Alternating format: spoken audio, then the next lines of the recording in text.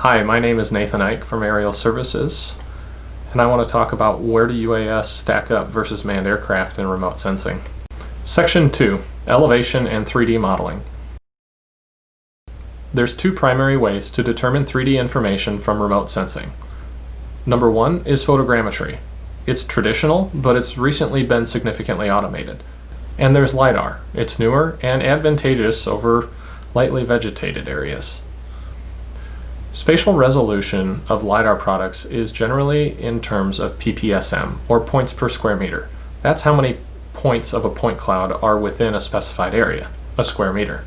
Projects requiring less than 50 PPSM can generally be flown with fixed-wing manned aircraft. Projects requiring greater than 50 PPSM generally must be flown with helicopters or UAS, due to the fixed-wing manned aircraft only being able to fly so low and so slow. Photogrammetry can produce point clouds up into the hundreds of thousands of PPSM, but the error from those is generally much higher, and there's very little vegetation penetration. It's not generally comparable to LiDAR, so we're going to talk more about LiDAR in this section. LiDAR capacity for a given sensor is generally based on two things: PRR, or pulse repetition rate, and the range of that sensor.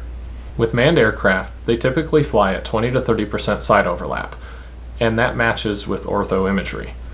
The PRR, or pulse repetition rate, is 300 kilohertz all the way up and beyond 2 megahertz, often with dual channel systems. Those provide very even point cloud distributions.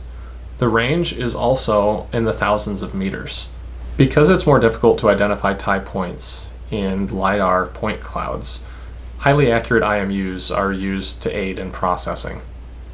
With unmanned systems, LiDAR is generally similar, but it's typically flown at 30% or more overlap due to wind angle corrections and non-gyro stabilized sensors.